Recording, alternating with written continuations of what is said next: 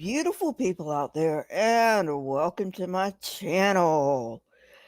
I'm doing this at a bit of an odd hour because I'm up, and why the hell not? Uh, so, I'm going to be talking about why I think the New Testament is pro-Roman, and when I when I tell people this, a lot of the times I'll get the question, have you read Caesar's Messiah? Truth be told, no, I haven't yet. I'm going to get around to it sometime. It's on my reading list, but as of right now, I have not gotten to it. Um, but it's something that it's a conclusion that I came to independently. And I'm sure I'm not the only one who's come to that conclusion independently. And so uh, you may, if you indeed think that the New Testament is pro Roman, you may have some of the same reasons I do. Uh, and you may have completely different reasons. And I would absolutely love to read about your reasons if you have different reasons for believing the New Testament is pro Roman than I do. So, but no, I have not read Caesar's Messiah yet. Okay, with that out of the way, um, let's start off with probably the most glaring reason that at least I think that um, the New Testament is pro-Roman. Now, when the Jesus movement, sorry, when the Jesus movement started, it was supposed to be a Jewish movement, kind of like a Jewish reform movement, if you will. Um, Funny that Josephus, who lived during the time that Jesus supposedly lived, never heard about Jesus. The Testimonium, Flavianum, was a forgery. And I'm not going to go into it right now. You can look it up for yourself. Plenty of scholars have gone into this. Just look it up for yourself.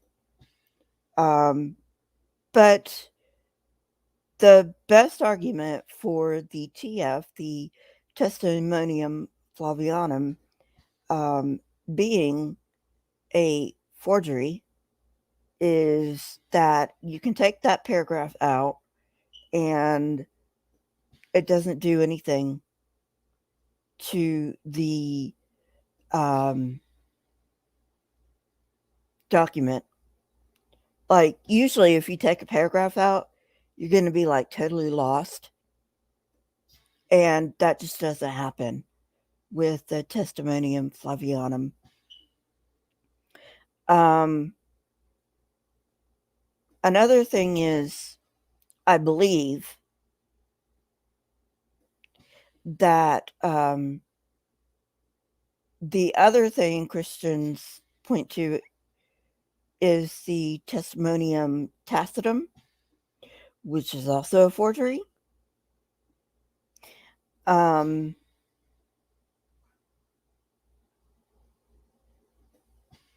probably scholars think it was done by Eusebius, who was an early church father. Uh, so, anyway, take that as you will. Look them up, the Testimonium, Flavianum, and the Testimonium, Tacitum. And if I remember, I will put those in the description so you know how to spell them. But going on into the reasons now, the most glaring reason that I think is that the Jesus movement was supposed to be a Jewish movement. But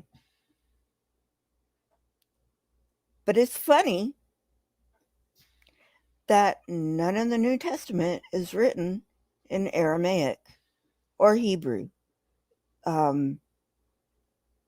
The Torah, which is the Christian Old Testament, was written either in Aramaic or Hebrew.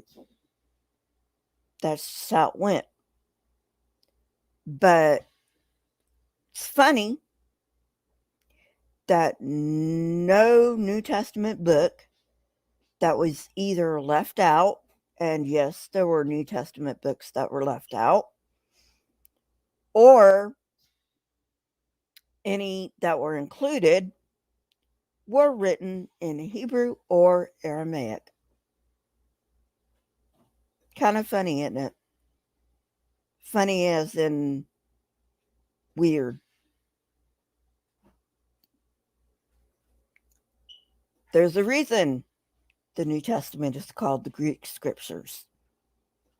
And that reason is they were written in Greek. Every single book was written in Greek. Every single book. Wasn't even written in Latin.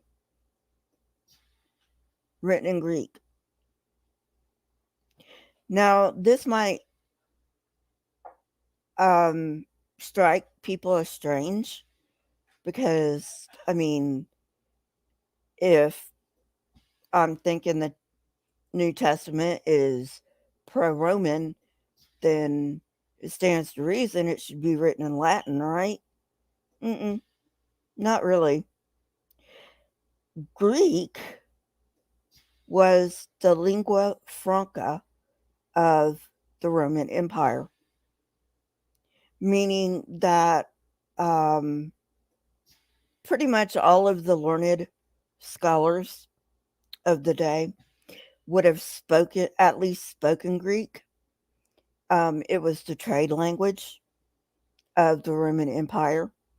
And this goes back to when Rome conquered Alexander the Great.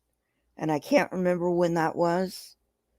But ever since Rome conquered Alexander the Great, Greek became the lingua franca of the Roman Empire. And that's why the New Testament is written in Greek. Okay. So that's one point out of the way. Point number 2. The Jews hated the Romans. At first, the Jewish-Roman relationship was kind of like a frenemy type relationship. What happened was, at first, Rome did not conquer Judah. What happened was Judah was a very small kingdom, and they were getting besieged on all sides by bigger empires. So, what does a small kingdom do when they are being besieged on all sides by bigger empires? They go to the granddaddy of them all for protection. And that would be the Roman Empire at that time. Now, they were never friends. Let's get that straight. They were never friends. Judah and Rome were never friends. At best, they were frenemies until, the Maccabees revolted and all that good stuff. But that came later. That came later. And you can look this all up. I'm not lying. It's out there. Uh, so, you know, um, so at first, the Jewish state came under the protection of Rome, then the revolt, and then Rome was like, you know what, we've had enough, you know. Uh, all right. Um, which brings me to my second point, which is what Jew in his right mind would say, render unto Caesar that which is Caesar's. Now, this is a very famous passage that Jesus supposedly said. If Jesus even existed, I'm willing to go so far as to say he may have existed, not obviously as the Bible portrays him, but there were plenty of dudes named Yeshua who were running around at that time. And there were plenty of Messiah figures running around at that time. And because there were plenty of Messiah figures running around at that time, there were plenty of crucifixions at that time. So it's totally plausible that a dude named Yeshua was crucified by the Romans. Totally plausible. That does not mean that the Jesus of the Bible ever existed. Maybe a kernel of truth in there. But you know, it's very hard to just make up a lie out of thin air. It's much easier if you have a kernel of truth in there. Because then people will see, well, there was this dude in the first century, a Messiah figure named Yeshua, that did exist, that did get crucified, and hey, maybe Christianity's true. Could have happened that way. You know? Uh, but the answer to that question, by the way, is no Jew in his right mind is going to say, render unto Caesar. And I'm not sure what verse of the Bible that is, but it's a very famous passage. Render unto Caesar.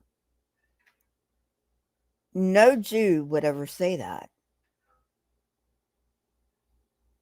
No Jew would ever say that when they are under the heel of the Roman Empire. Okay.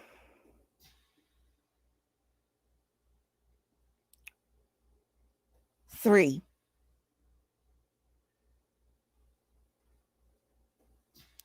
Um, the dying and rising God. The dying and rising God is not a concept in Judaism. Totally foreign. Look it up. They do not have a dying and rising God figure. You know who did? That's right, the Greeks and the Romans. Because, the Romans basically copied Greek mythology. They Romanized it, of course, gave Roman names to the Greek gods, but, you know, they pretty much just Romanized the Greek mythology. I mean, they could have put more Romanization in there. Who knows? It's possible. I'm not going to say that with certainty. Um, but I mean, it happened all the time. People borrowed other people's mythology all the time. But the Romans had a dying and rising God myth. The Jews didn't. In fact, the Jews didn't even have a concept of a Messiah that was going to die and rise again. Look it up. I'm not lying to you.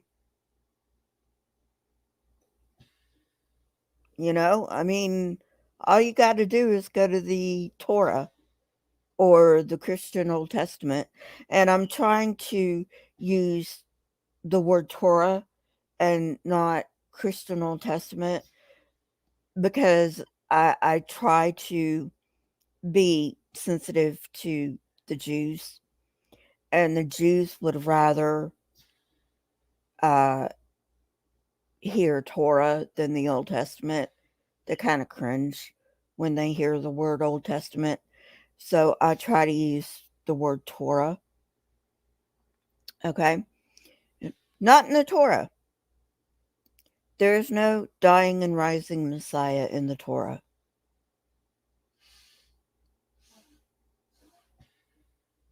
You won't find it. It is a Greek and a Roman thing. And not just Greek and Roman. The Egyptians had one too. Um, it was pagan through and through. The dying and rising God was pagan through and through. So that's another point to why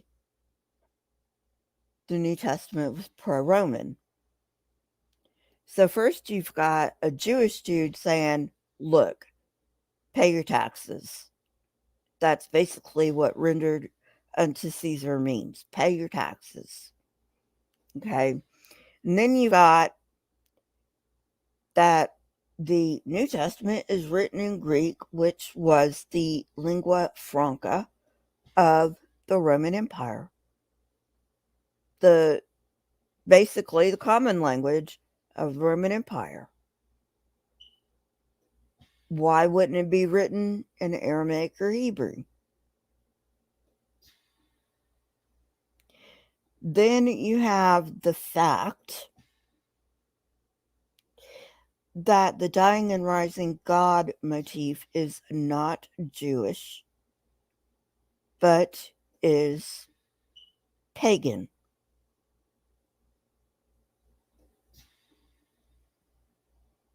Pagan.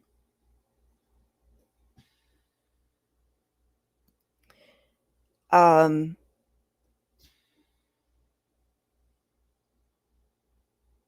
there's Paul's. Um, I hate Paul, by the way. Um, he was a misogynist nut job, in my opinion. But anyway, Paul said it, slaves obey your masters.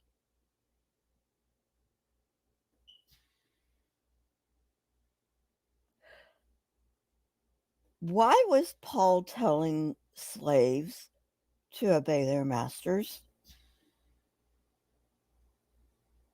I mean, especially since the end was coming any day. That's what Paul believed. Paul was like, don't save up. Don't do any of that shit.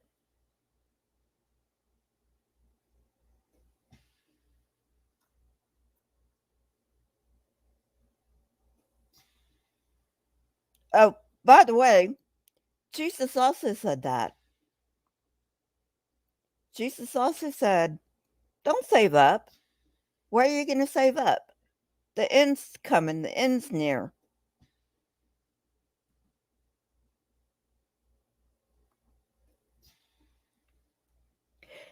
Um, yeah, actually, right. Um, the Emperor Constantine, to go to veer off a little bit here. Um, Constantine may not have been the first Christian emperor. Uh,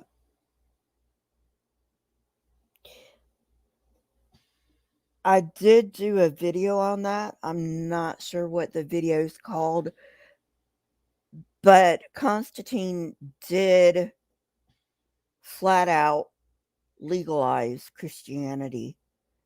Um, and going off on another little tangent, um, Christians are going to say they were persecuted for the first 300 years. They weren't. At least not all the time. There were there were very uh hated emperors, but but most of these hated emperors, like Nero, didn't just persecute the Christians.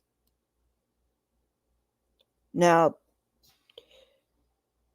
the Christians were a major part of the religious persecution when religious persecution took place.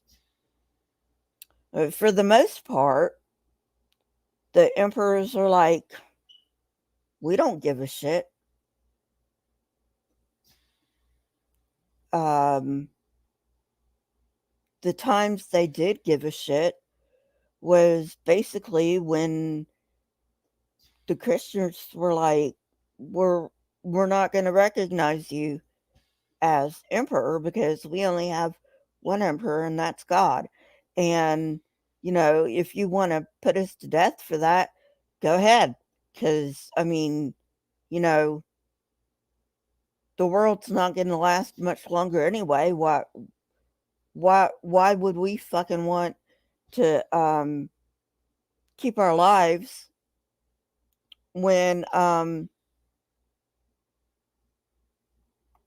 the world's going to end any day anyway?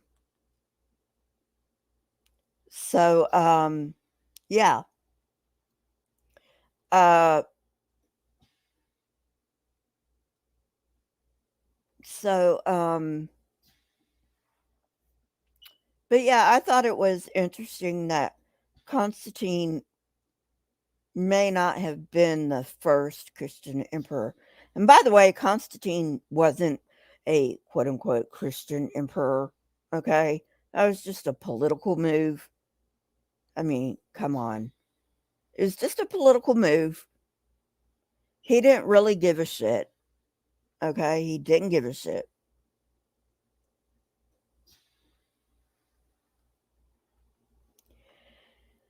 All right. So next is some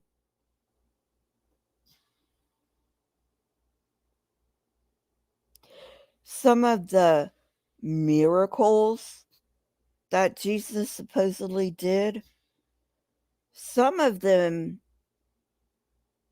have been attributed to one of the Roman emperors.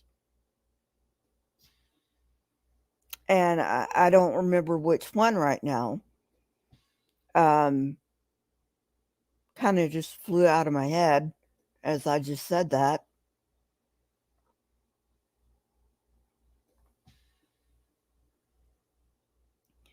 Um, but, you know, some of the miracles, the quote unquote miracles that Jesus did, were actually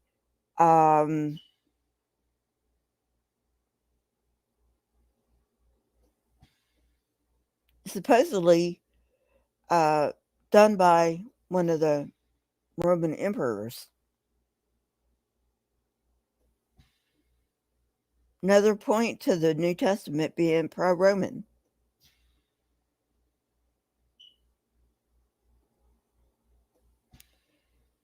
And then you have um, Paul. Again, I fucking hate Paul, but that's neither here nor there. Then again, you've got Paul saying, well, you know what? It doesn't matter whether you're a Jew or a Gentile. What is the best way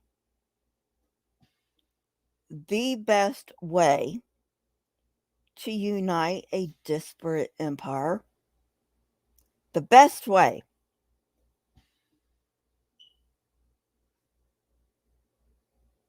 Duh, it's religion.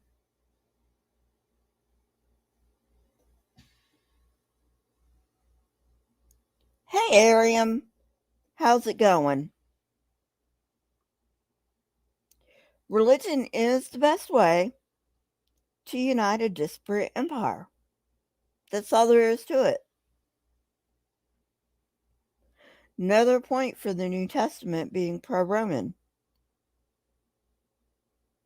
There is one book in the New Testament that is decidedly not pro Roman, and that's the Revelation. And I'm not even going to get into it right now. But, uh, the Revelation was actually anti Roman. Um, the symbolism throughout, and a lot of fundamentalist Christians believe that, you know, everything in the Revelation is literally going to happen. No. No, no, no, no, no. It's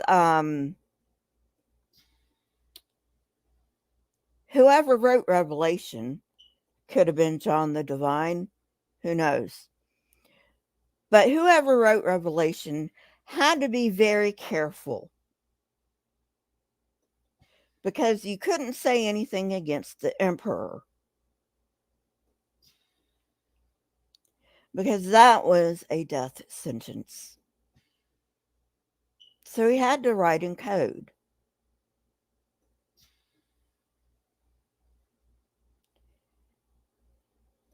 And who would have known this code? The Jews. The Jews would have known the code.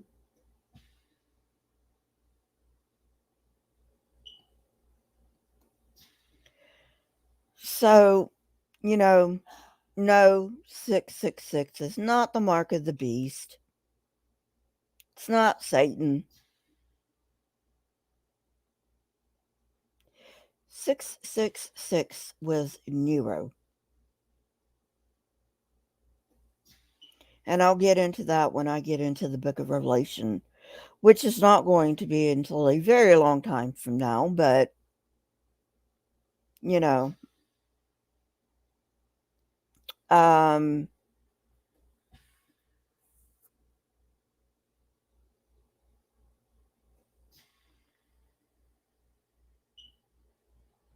and then,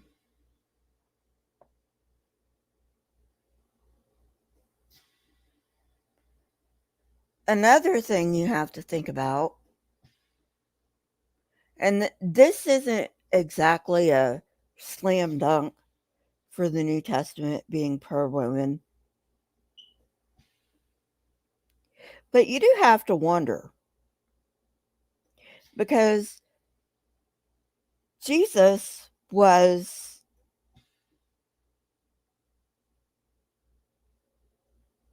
supposedly crucified, right?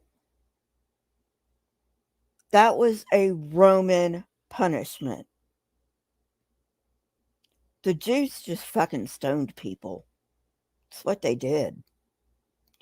Only the Romans could execute someone by means of crucifixion.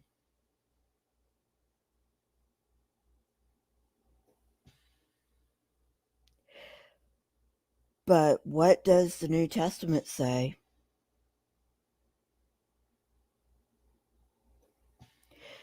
The New Testament says the Jews crucified Jesus. Why would it say the Jews crucified Jesus? The Jews couldn't do that. Only the Romans could. Not only that, but the Gospels went out of their way to try to convince people that Pilate was the good guy. I don't want to put this man to death. I don't see anything wrong with this guy. According to the Gospels, this is what Pilate said. And Jews said, crucify him.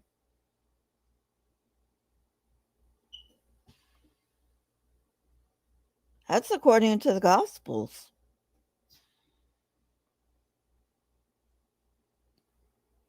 Pilate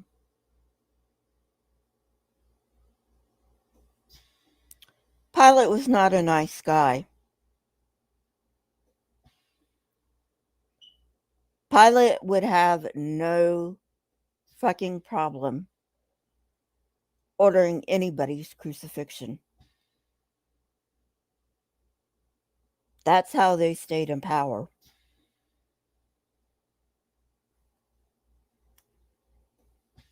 That's how they stayed in power. In fact, if I remember correctly, and I may not be remembering correctly, so please go do some checking on this.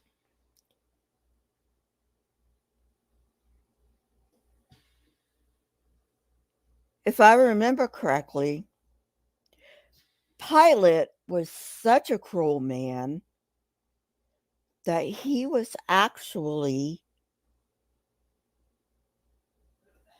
summoned back to Rome. Pilate was so cruel that the Romans said, you know what? We can't have this dude in a position of power. The Romans didn't have any problem being cruel. So for the Romans to say, look, we need to do something about this dude. Yeah, that dude was pretty fucking horrible.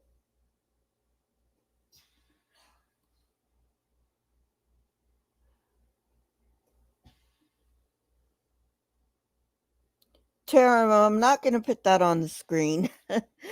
um, I think you know why. Um, so anyway, um, So, yeah, Pilate didn't fucking care. Why would the Gospels put all the blame on the Jews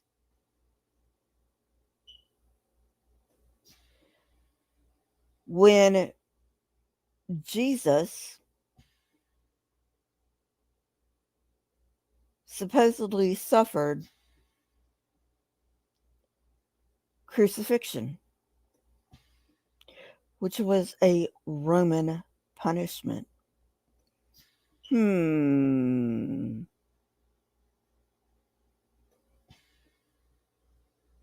Wow. Do you get this? Do you get how these little clues add up to I don't think the Jesus movement was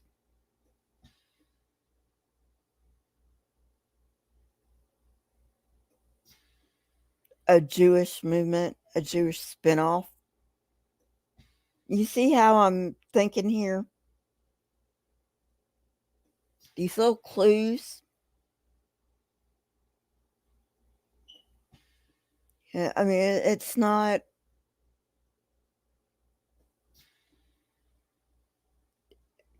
staring you in the face. I mean, come on. These people were clever. Hey, the freak.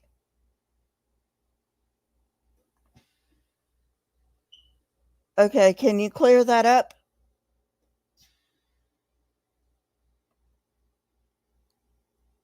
I don't know what you're saying. I probably misspoke about.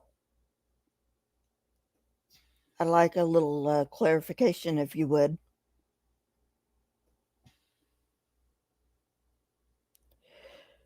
So, anyway, um, you see where I'm going with this, you know? And, like I said, I have not read Caesar's Messiah yet. It's on my reading list. I got a lot of fucking reading to do. So sue me. I may not get to Caesar's Messiah for a while. I'll get there eventually.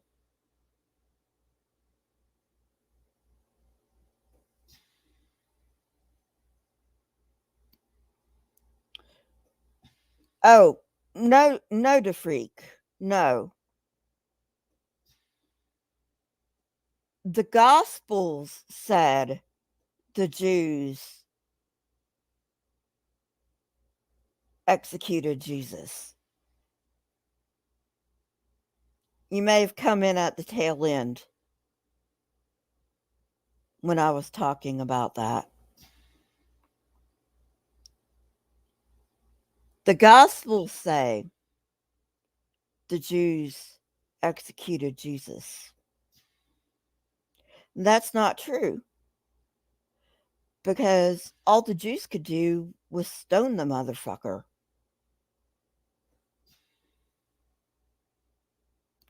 Crucifixion was a Roman punishment.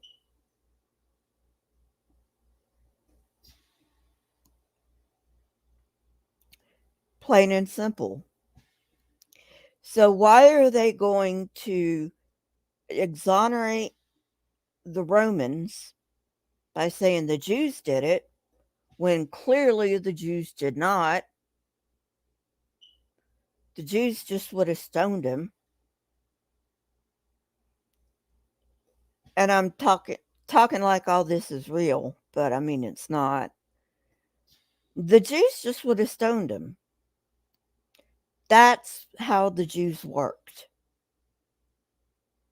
They just stoned people.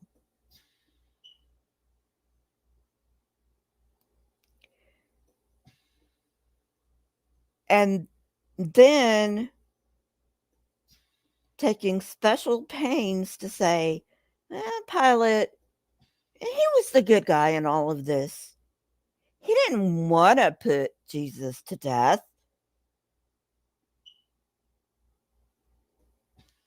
He didn't want to put Jesus to death. He wanted to free Jesus.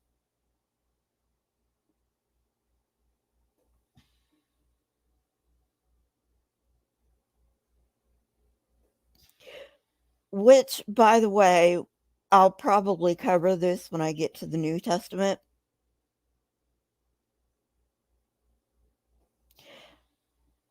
But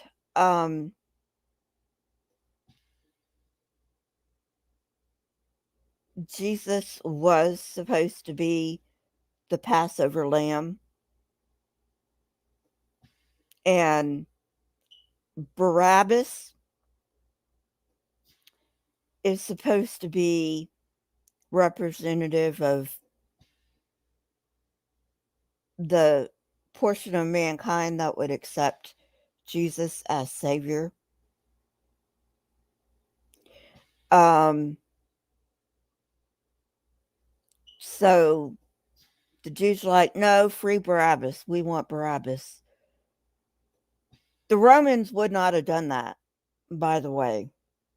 Totally made up. Totally made up. The Romans would not ever free anyone. If they were condemned to die, they were condemned to die.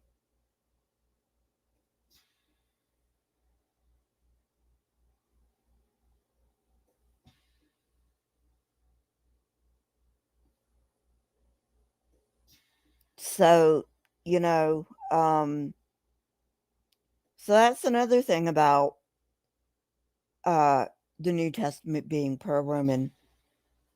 They tried putting everything off on the Gospels, tried putting everything off on the Jews. Totally, totally not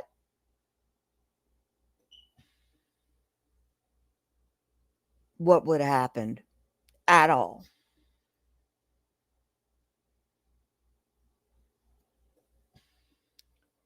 And, you know, the Barabbas thing, totally made up. You know, and so when you actually get to I started coming out of Christianity, and that's it. No, it was totally made up. It wasn't a custom. It wasn't a local deal or anything like that. Totally made up. It was a literary device for the Passover lamb, because Jesus was supposed to be the Passover lamb.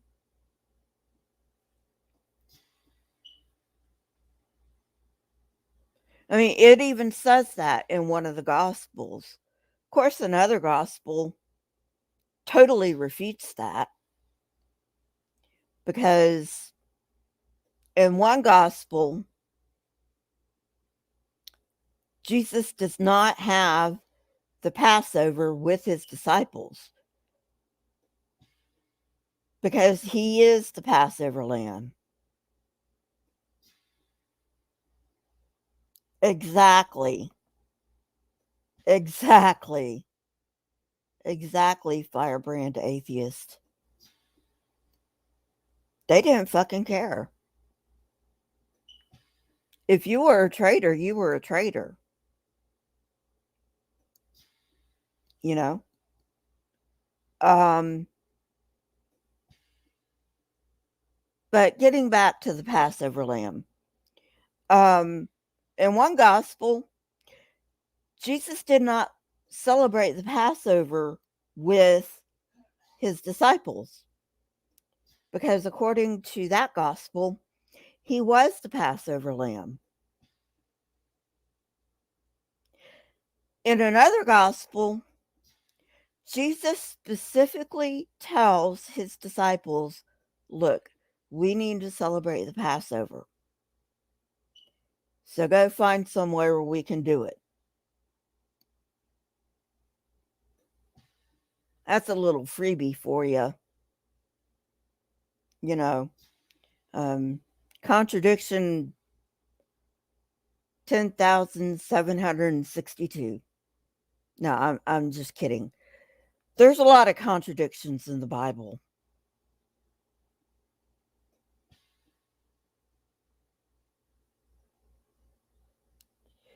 Yes, the freak. Barabbas was irrelevant.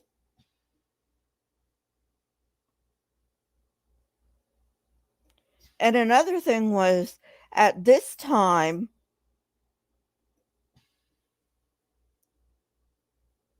the streets outside of Jerusalem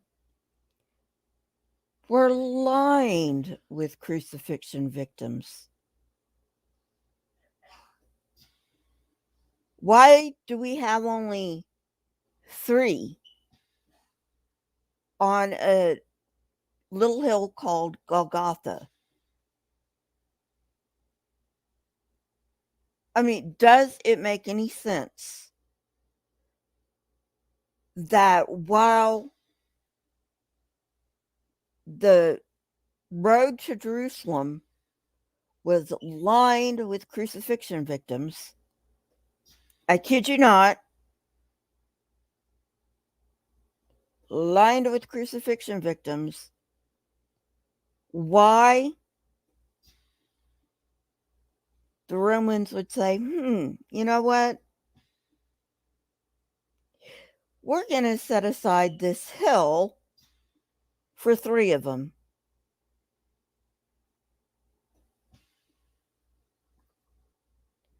Right, firebrand atheist. Why would they do that? They wouldn't. They wouldn't. The more you dig into what was really going on at that time period,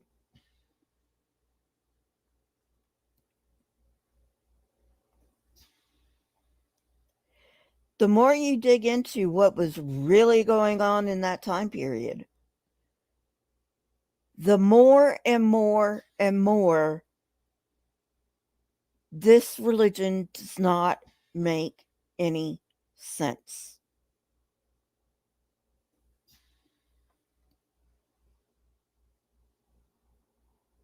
Which is probably why the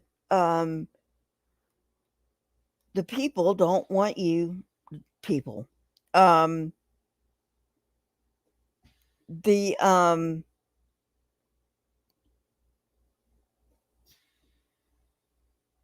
the pastors, sorry, brain fart, which is probably why the pastors don't want people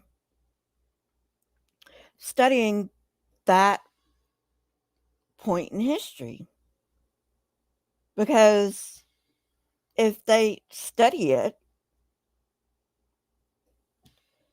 they're going to figure out the New Testament's full of shit. Probably not all of the New Testament.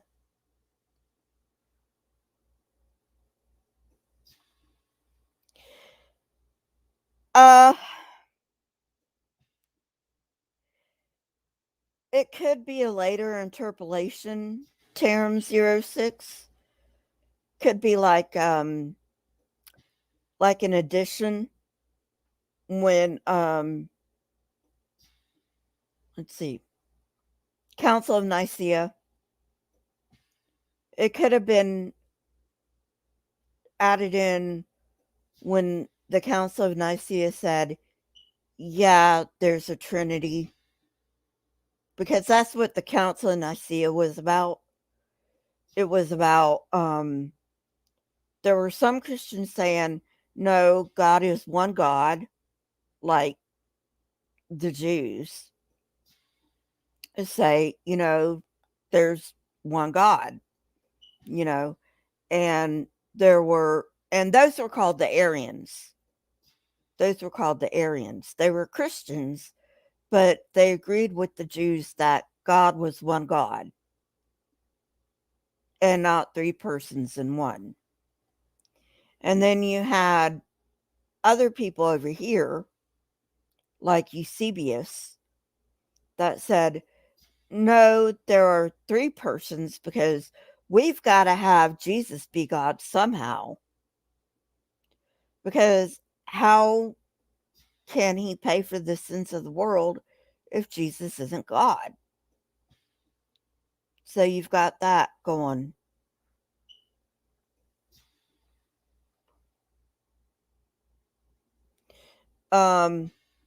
But yeah, I mean, the more you dig into it,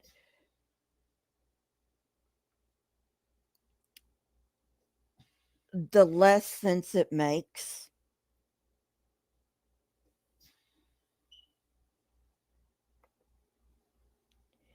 Yeah, that's the Torah or the Christian Old Testament. Um, you know, they are made up stories, no doubt about it. Abraham probably did not exist. However, even if he did exist, he was probably a chieftain.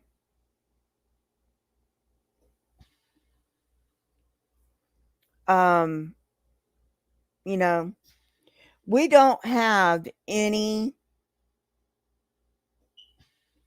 reliable evidence for the kingdom of Israel until David. We don't even have evidence of King Saul.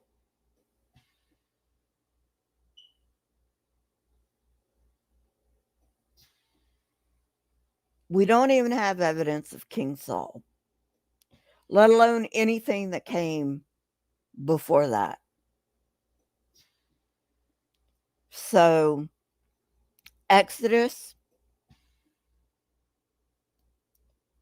just a story. How did so many people leave Egypt, wander the wilderness for 40 years, and leave no fucking evidence? Archaeologists have dug in that desert. Not one clue that says, hey, the Israelites were here. Not to mention, at the supposed time of the Exodus, Israel didn't even exist.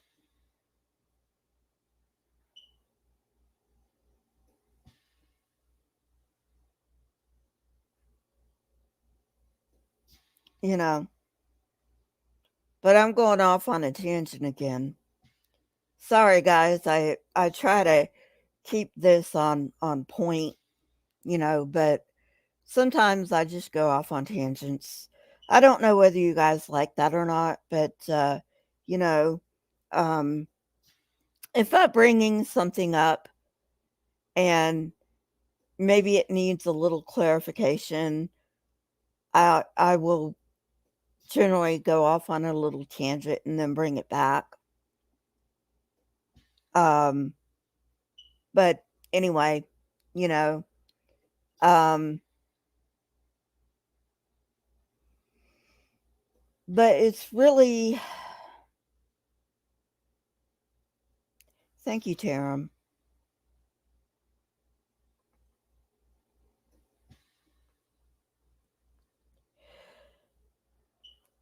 But to think about this, I should have brought it up when I was reading Exodus in Saturday live stream. Think about this. If a worldwide flood happened, which we know that's total bullshit, okay? But if the worldwide flood happened, there wouldn't have been even 600,000 people in the whole fucking world, let alone one nation. And this wasn't 600,000 people, mind you. This was 600,000 men, not including women and children.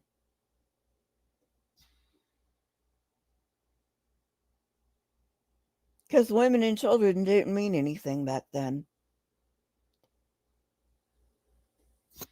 There wouldn't have been 600,000 people in the entire world, let alone 600,000 men,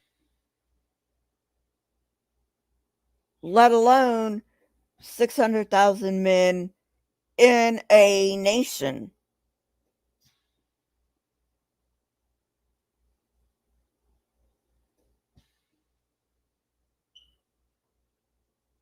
Thank you, Firebrand Atheist. I got a lot of shit that you might enjoy catching up on. Um, I appreciate it.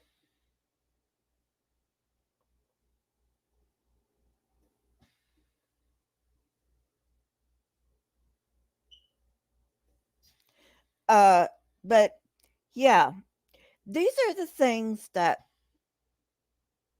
Christians don't see.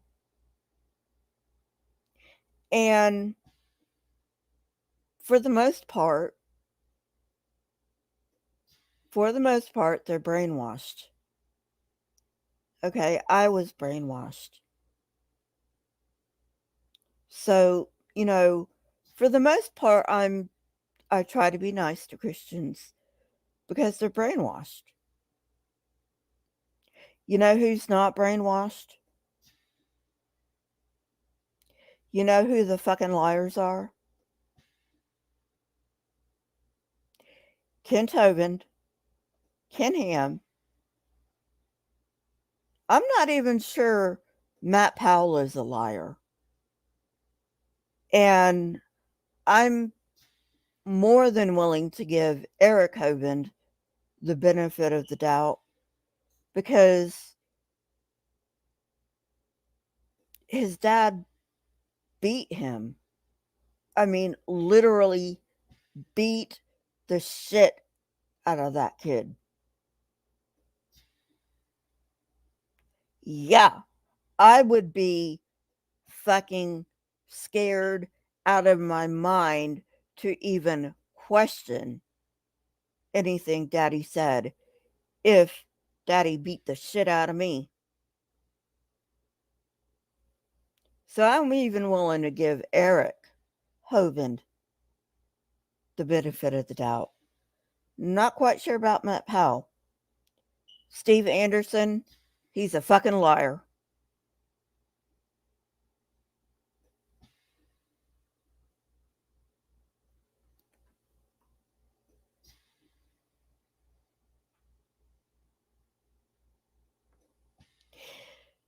DeFreak, those are my seizures. Very interesting question, though. I'm glad you brought it up. I have temporal lobe seizures. I've seen God. Seen in quotes. I've seen God. But guess what? It's my brain. My brain playing tricks on me. Because that's what brains do when you have a brain disorder. Plays tricks on you.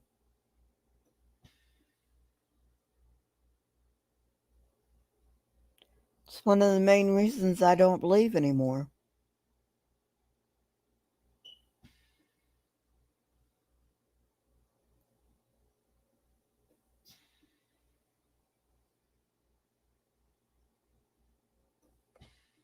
Yeah, I know, Firebrand. And that's what makes me so angry when these Christians are like, well, you were never a real Christian. That also comes from fucking Paul. Can't stand fucking Paul.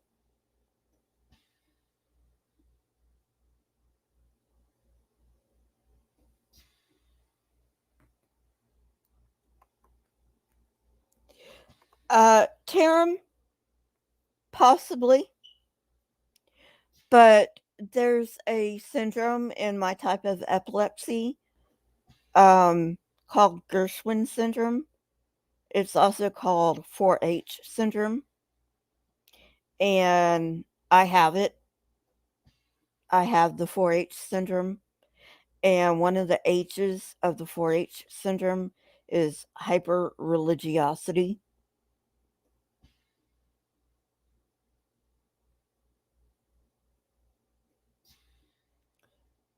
So, you know, it could be. I don't fucking know. I mean, I'm not a neuroscientist. I have a bachelor of science in psychology, and I did take neuroscience courses, but I'm not a neuroscientist. Neither am I a neurologist, you know. So, you know, it could be that that's just how I interpreted it because that's the way I was raised. Could very well be.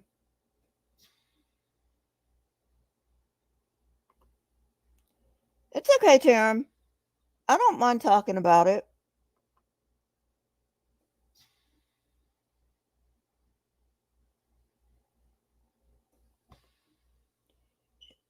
Firebrand, I am so sorry. I'm so sorry that happened to you.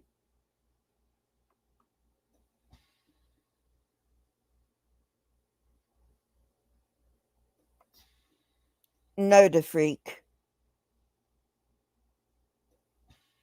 No, no kind of no kind of thoughts. Just, you know,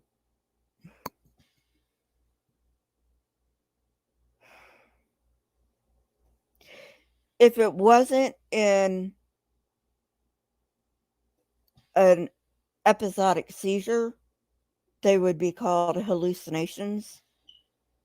But because they occur only within my seizures, they are not that.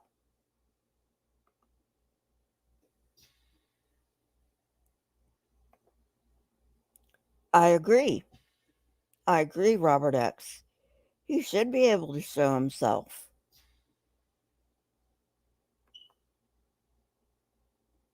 But yeah, I mean,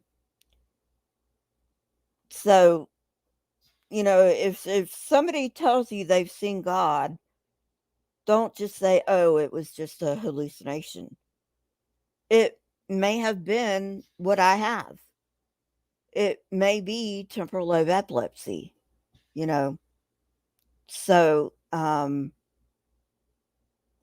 please don't ever say when somebody says they've seen God, you know, please don't ever say, "Well, it's just a hallucination." Might not be. Might not be.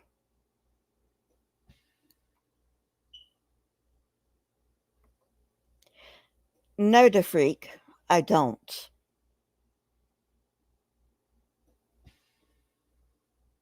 Sometimes I get the feeling of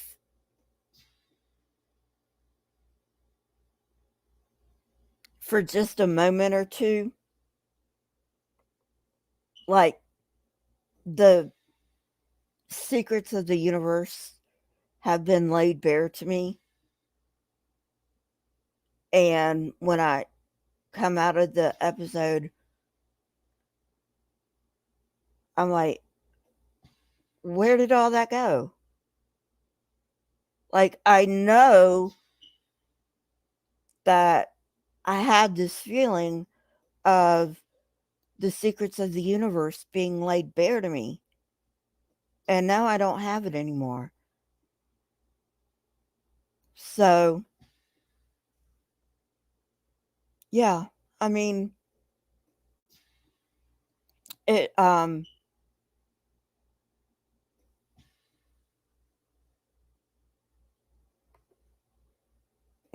no, defreak.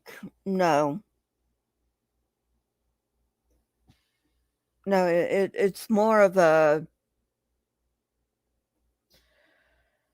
oh God.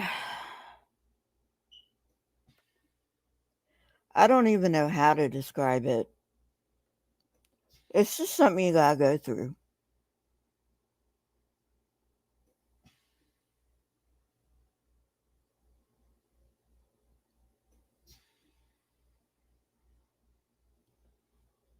Um, Tell me about it, Robert X.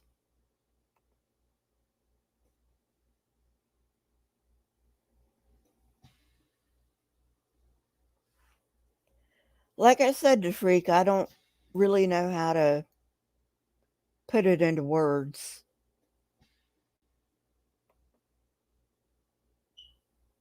It's that kind of a feeling.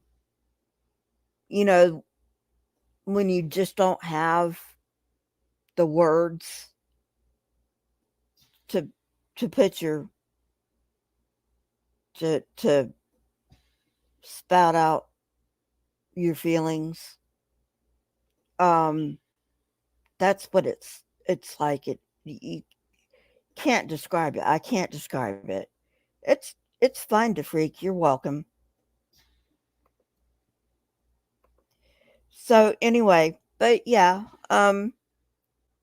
if people say they've seen God, maybe they have. I mean, and uh, by the way, a hallucination, um, when people have hallucinations, and this goes for any hallucination, it doesn't have to be a schizophrenic hallucination, but when a person has a hallucination, if they are in an fMRI scanner, whatever kind of hallucination they're having, that part of the brain will light up. Like, if it's a visual hallucination, their visual cortex will light up. If it's an auditory hallucination, hearing voices, their auditory cortex will light up. So when you say hallucination, these people really do experience this experience. Okay. Um, anyway, um, just something for you to think about, you know. Um, by the way, most schizophrenics are not dangerous. Very, very, very, very few of them are. Very few of them, you know. So anyway, thank you for coming. If you have not subscribed, please subscribe. Hit that like button. Hit that subscribe button if you want to know when I come out with new content. Please leave a comment.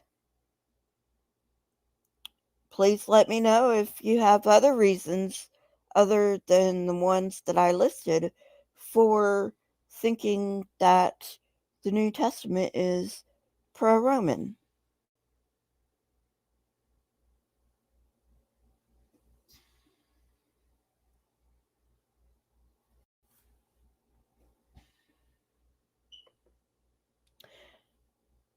I leave room for a deistic God, but I mean, come on.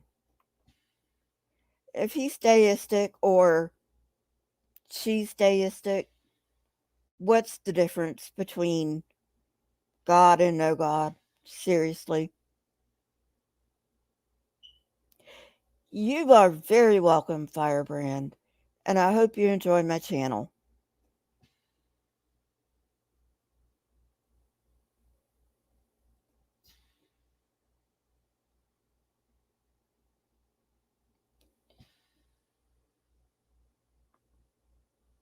Um, some of them are very, very short to freak. I mean,